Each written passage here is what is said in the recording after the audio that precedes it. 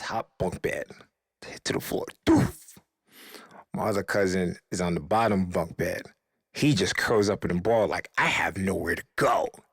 Then Reggie runs under the under the bed.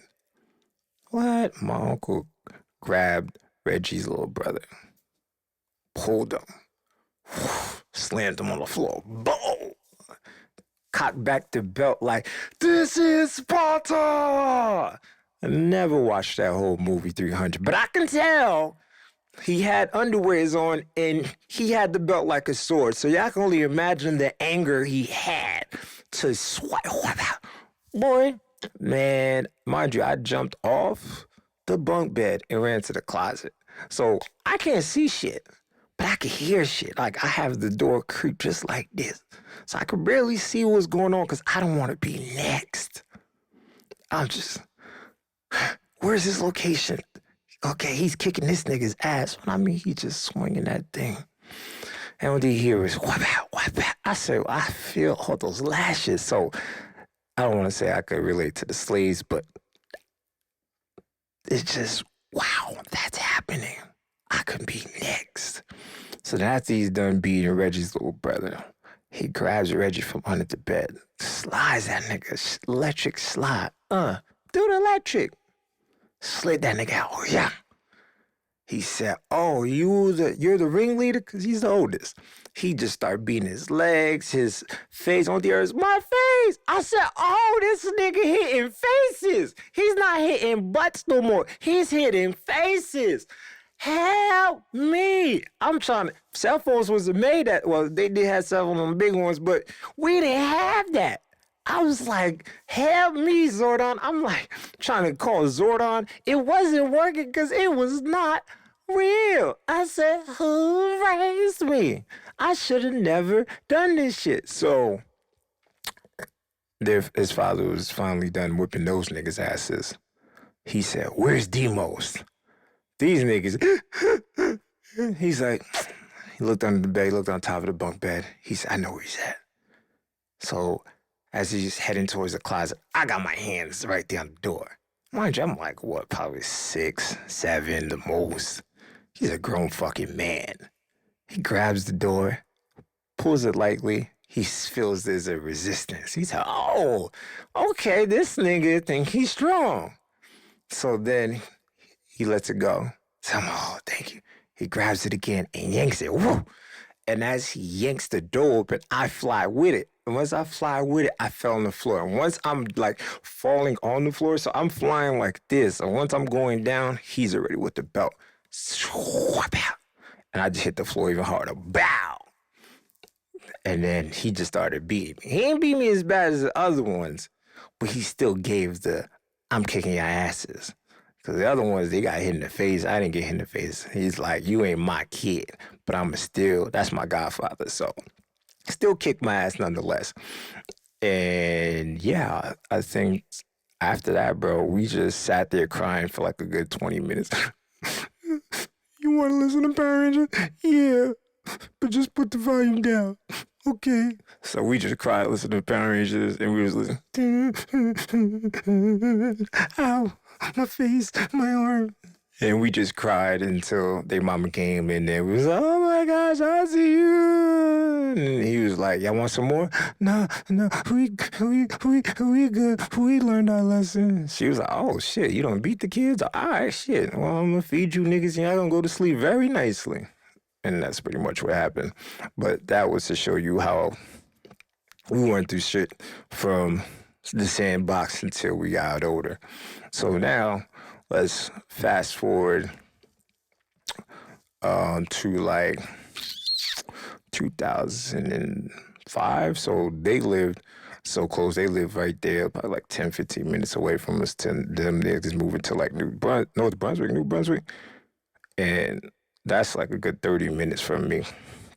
So now we're not seeing each other as often as we used to.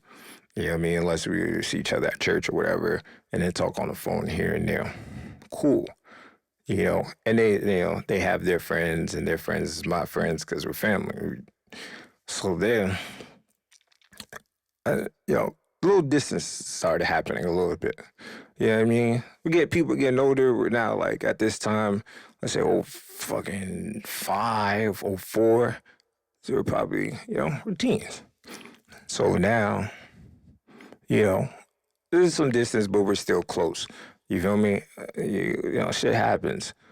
They get new friends, and our friends, like I said, come their friends come my friends, and my friends come their friends. I come to the hood, you know what I mean? We run with the street niggas, these wild hooligans, you know what I mean? And then when we out there, we was they wild hooligans, and we Gucci. You feel me? Everybody has a mutual respect and understanding for each other. Now, boom, fast forward to '06, Katrina.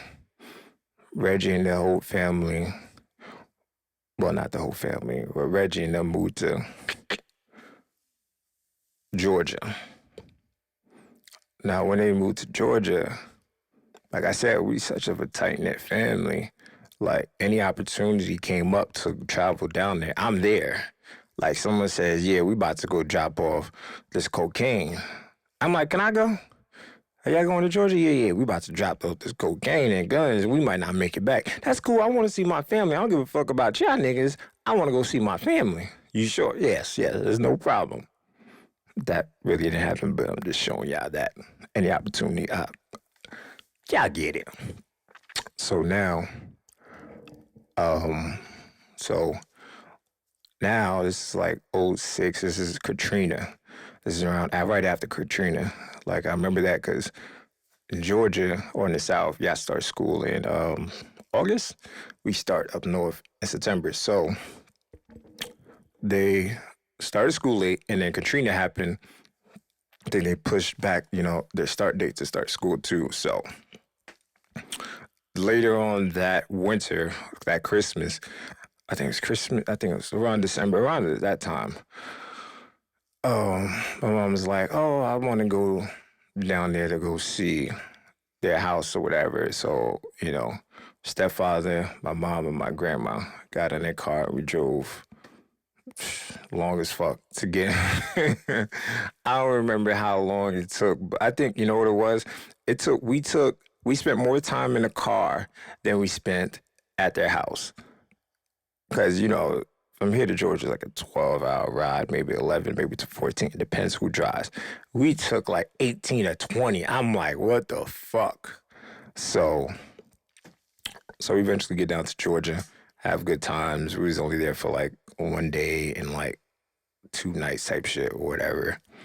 So then, boom, fast forward.